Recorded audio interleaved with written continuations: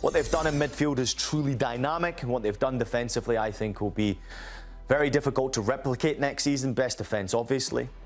But I do think that Arteta's onto something pretty special. Let's take a look at how the Premier League finished off last season, specifically the bottom half. Of course, West Ham, Burnley, Wolves relegated to the Championship. Spurs narrowly escaped relegation, finishing 17th, 16th, Forest 15th, Crystal Palace, Leeds United, Everton, Newcastle, and Fulham rounding out the bottom half. Let's take a look now at the teams that have the odds to get relegated here. Minus 625 for Hull City to go back down to the Championship. Ipswich out at minus 120. Coventry as well. They're expecting those three teams to go back down to the Championship, as we've seen so many times, although last season was not like that. Sunderland at plus 350 and Fulham at plus 500. So, our always controversial friend over here, Ian Joy, going to go and he's going to try to predict how things are going to shake up in the Premier League. We're going to start with the bottom half of the table. Yes. Ian, over to you. How will it finish? Yeah, let's get stuck into it. This is going to be a long one, so strap on the seatbelts here. We're beginning with Hull City, really apologising to all you Tigers fans out there.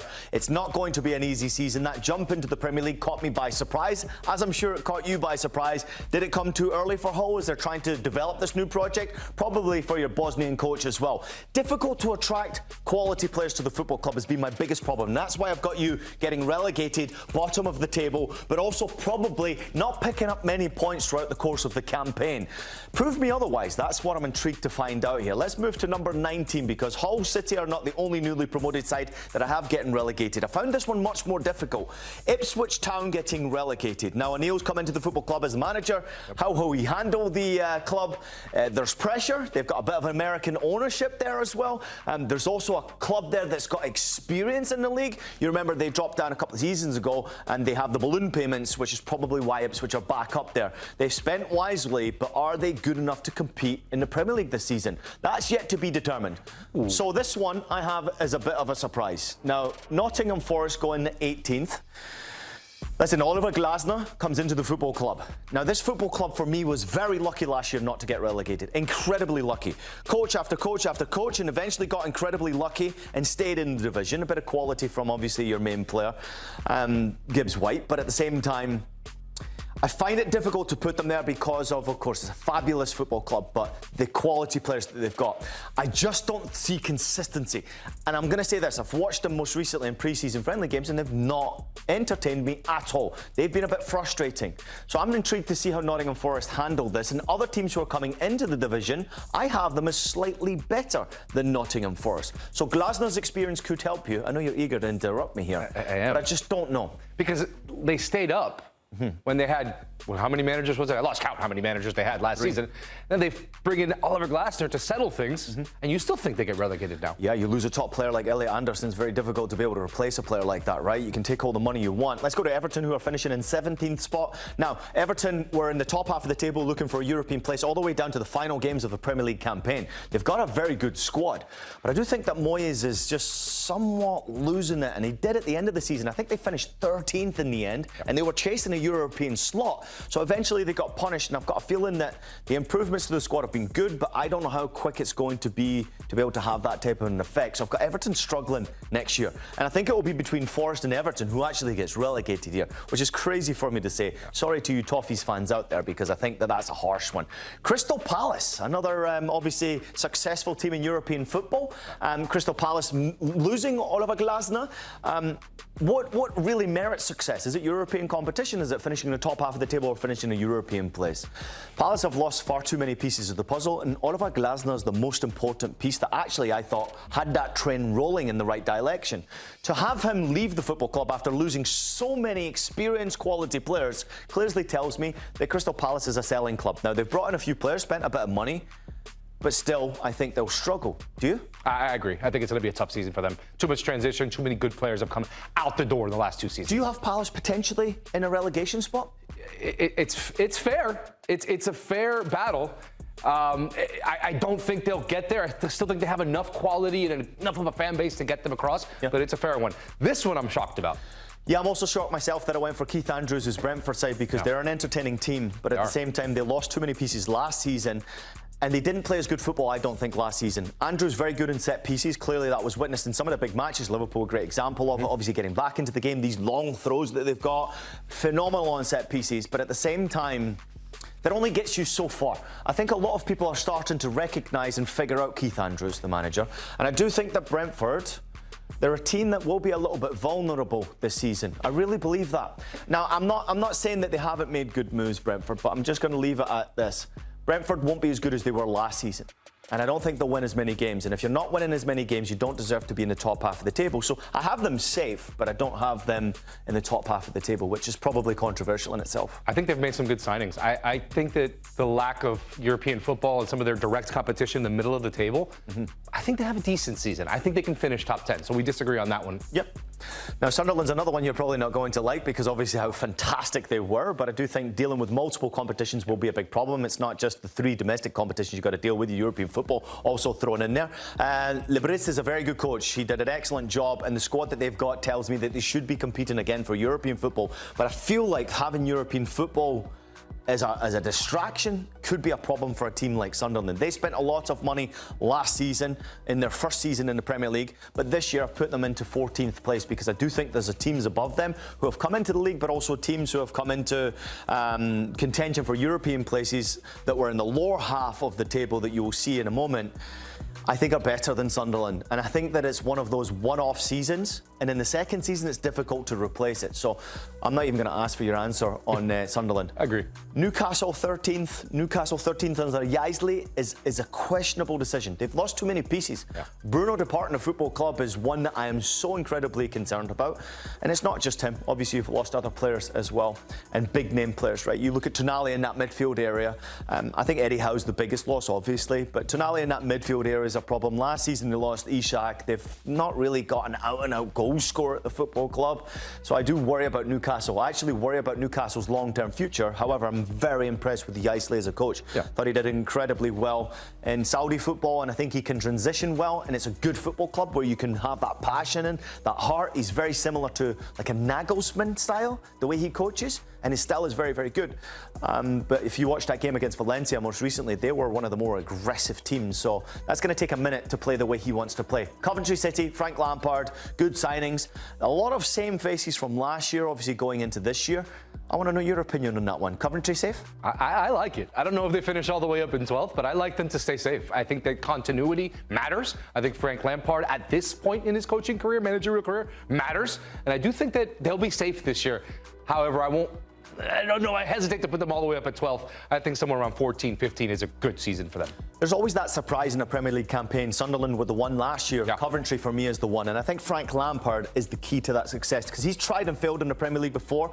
And I think he gets another opportunity with a very talented Coventry side who spent wisely, but have got a tremendous squad coming up last year.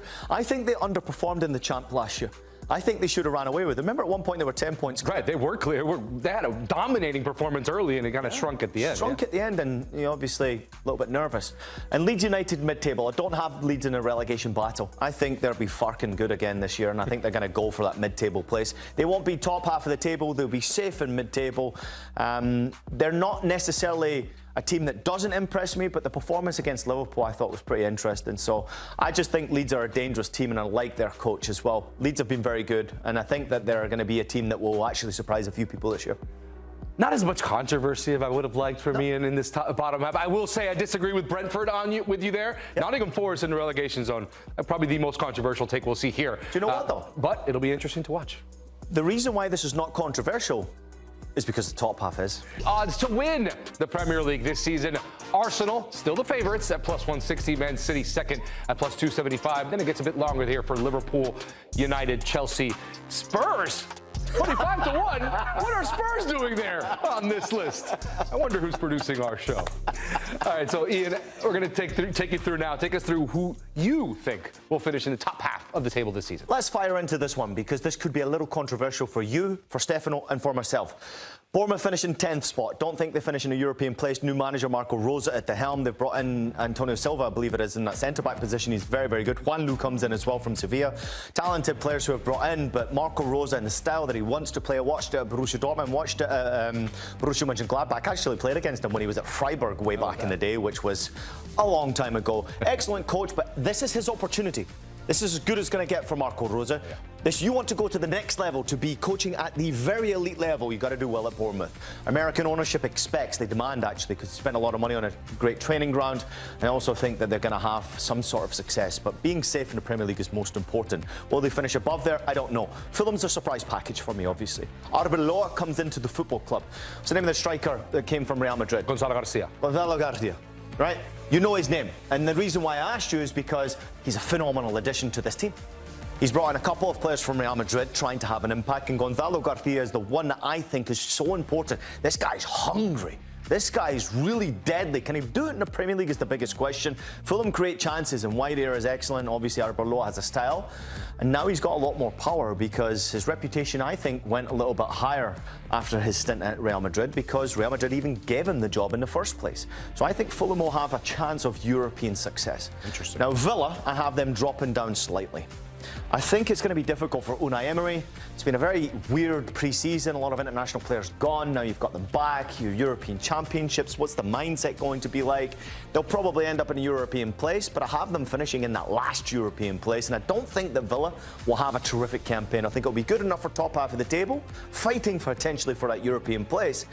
But I'm not overly impressed. Garnacho comes in through the door, which is okay. They've lost, obviously, Tielemans and important players in midfield. And Morgan Rogers. Rogers, obviously a huge addition going out the door and a lot of money coming in the door. It's a big problem for Villa. So I've got them dropping slightly down the table and the standings. What do you think of that? It's an interesting one for me. I think they do struggle. I think having Champions League football, but they haven't replaced some of the big players, right? They haven't replaced anybody in that midfield just as of yet. Also some rumors about Ollie Watkins as well. Will they have enough to compete on all fronts and still have success? It's fair to have them drop down the table a bit. That's why I think Brighton just jump up one spot. They finished in the 8th spot last year, Brighton. They will be in European competition this year as well. Fabian Herzl has done a fabulous job with this Brighton side, and a lot of consistency will go the same. Not spending a lot of money, keeping it calm and cheap. They're still a selling club, Brighton. Actually, their model is truly exceptional. What they do business-wise, the structure is excellent. So let's move on from Brighton because Fabian Herzl, I think, will do an excellent job again. They'll be top half of the table. And why are we going on quickly? Because number 6, Liverpool. Now, I think Liverpool will have some issues defensively. I think offensively, I do think what's most important, and you pointed it out earlier on, if Wirtz and Isak start to really perform, and Isak in particular, if he starts banging in the goals, because you've got no Ekitike for a period of time, you need Isak to be banging in goals. If he does that, Liverpool will be further up the table. If defensively, Araujo comes in, then you say, okay, good performances from him. It could potentially help that centre-back position. And if they do bring in a right back before the transfer window closes, or Jake is good enough, then I do think Liverpool could finish further up the table. But I do see inconsistencies. They're conceding a ton of goals. I watched them in person this pre-season. They were okay. There was nothing really special about them. A lot of international players coming off the World Cup, not necessarily having time on the training ground with the new boss, Iraola, albeit I am a big fan of him. I think it takes time for him to implement his idea. You don't have the group together. You're only just putting together the group now. And we saw what happened with Van Dijk playing first games in pre-season. They've shipped a ton of goals. And I think they'll continue to make mistakes this year as well, which will cost them a place in the Champions League. So I do think Liverpool struggle there. Your thoughts? I think it'll take them a bit, for sure, to get going. I do trust the way that Iraola has built his sides and has built his team. If they can get some other reinforcements on that back line, I think they can jump up and be in a Champions League spot. I think success for Liverpool this season is getting back into the Champions League, which is tough because if you're a Liverpool fan, you want to say that the goal and the only goal is to win titles. But realistically, it's a transitional period. So I do think it'll take a bit. I still think that they will find their way into the top 5 eventually. I do think the beginning of the season might be a bit rough for them. I don't. And I'm obviously not Liverpool fans' favourite person, and the reason why you'll hate me even more so is because you'll see who I've put in 5th spot ahead of you in the table. Yes, jumping from 17th to 5th is Tottenham. De Zerbi, I'm a huge fan of De Zerbi. Intense football, excellent pre-season with the way he's managed to work his team. If you listen to any of the interviews, he's happy with how pre-season's gone. He's also incredibly happy with some of the new additions they've brought into the football club. Which is your favourite addition to the football club? Tonali, is it someone else that you think that Tottenham have done bring into that football club that's impressed you? I think Tonali is a big key for them. Yeah. I think that, shockingly, I think Andy Roberts is going to be very good for them when he gets into run. But who do you want me to say? Fernandez, we could keep going on here. I mean, like, Tottenham have made some unbelievable moves, right? And they've spent a ton of money. More money than they've ever spent in a transfer window. Yes. Possibly have something to do with Daniel Levy leaving the club, but that's neither here nor there. Right.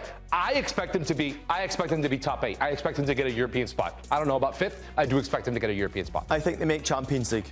They could be competing for 4th, who I think Chelsea will end up in, but I do think that Tottenham will be there or thereabouts for Champions League because the players he's brought in, that midfield is going to be absolutely freaking dynamite. Yep. So Tottenham fans, strap on the seatbelts. It could be a wild season. Chelsea Football Club, obviously, with Xabi Alonso, huge fan of what he's done at the football club. Some really good additions to the club. At the same time, Morgan Rogers, can he help them? Can he push them forward? Can he help them be more dynamic? Can they be dangerous? I don't know. Obviously, what are you thinking? Who can they play? Can they get Morgan Rogers and Cole Palmer in the same place on the pitch, playing virtually the same position to have success? I think they can. I think they have motivated players in that side. I expect them top 5. What do you think? Do you think that they can play together? I have them top 4. I think they'll be top 5. I do think they can play together. Both of them incredibly dynamic. Obviously, the debate was who was going to play that number 10 for England. Everyone thought Rodgers at one point was going to be that guy. It turned out to be Bellingham. But at the same time, Palmer not making the squad, he's going to be hungry. Oh, yeah. He's had a summer off. So he's going to be ready to rock and roll. Watch out for Quenda on the one fullback position. Wing back, obviously. If you look at the other side, Palestra. Fabulous. Oh, yeah. These two players impressed me immensely throughout pre-season. And Xabi Alonso plays that specific way. And Joao Pedro, another player who's going to have something to prove after being left out of the Brazil. Banging in a lot of goals. Let's go into 3 real quickly. I don't think it'll be too much of a debate. Manchester United in the top 4 again?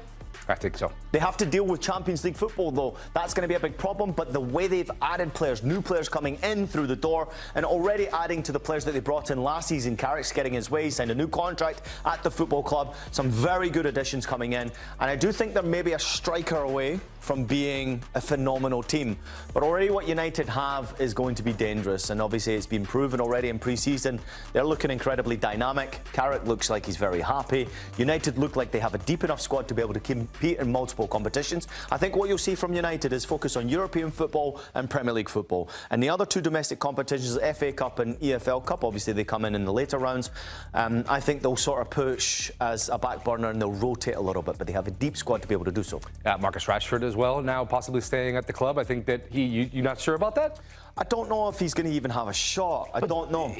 When you're playing in all those competitions and you have them at 3rd, would you not expect to have those type of players help out? I mean, Rashford was massive for Barcelona last year. Yes, but Rashford also kind of fobbed off Carrick before he made that disappearance, right? He did not want to be at United, and Michael Carrick, who knows and represents the DNA as a player, obviously as a coach now, will only accept so much from a player like Rashford. If he changes his mentality, then yes, and obviously he was brilliant at Barca. It's a shame what's happened to him. A couple of good additions, obviously Tielemans coming in through the doors is a great addition as well. So, City second. I just think it's going to be interesting for Maresca. I really do. I think Maresca's made a good pre-season plan. I do think Maresca's going to rely heavily, and I think City will rely heavily on Erling Haaland scoring a ton of goals again, which he will do, inevitably. I think the season comes down to players. I think it comes down to Marmoush, Semenyo. 2 players who I think could have a key impact, who are terrific players, a ton of money spent on both of them, that if you don't perform, can you rely on a Phil Foden to be that guy? I don't know. And that's where I think Maresca needs to step up. Players who have been on the bubble and trying to get their confidence going again, that Maresca already knows from his time under Pep Guardiola. And then, of course, obviously you have Erling Haaland banging goals in up top. Defensively, they look pretty solid. But I do think they'll push Arsenal for the title this year. And Arsenal winning it back-to-back. Arsenal go back-to-back. Why are they going back-to-back? If you score over 30 goals across all competitions from set pieces, excluding obviously penalty kicks, I do think that Arsenal have improved open play goal opportunities. They've made some great signings, Arsenal. Yeah. They're a terrific team. What they've done in midfield is truly dynamic, and what they've done defensively, I think, will be very difficult to replicate next season. Best defence, obviously. But I do think that Arteta's onto something pretty special. That midfield has improved, and I do think that it will continuously be more dangerous going forward. Can Gyökeres score more goals? Because I don't think we saw the best of Gyökeres actually last season, and they still won the Premier League title. With the signing of Guimaraes and everything else they have, all the players they have in that midfield, what is the best starting 3 or 4 in the midfield for Arsenal? I don't even know. Right. I mean, that's the biggest question. I mean, Bruno coming into the football club, first and foremost, actually improves you, as I mentioned already, scoring goals from open opportunities. He was one of the better creators at Newcastle. But I think Odegaard doesn't necessarily need to play every single game now. As we've mentioned, he's obviously been injured a lot and bit part player for Arsenal, but so important to the success. Now you take a break, Bruno steps in. Rice obviously will play almost every single game, but I've got the Gunners winning the Premier League title and City. It'll be interesting to watch for sure. Ian has Arsenal going back-to-back Premier League titles.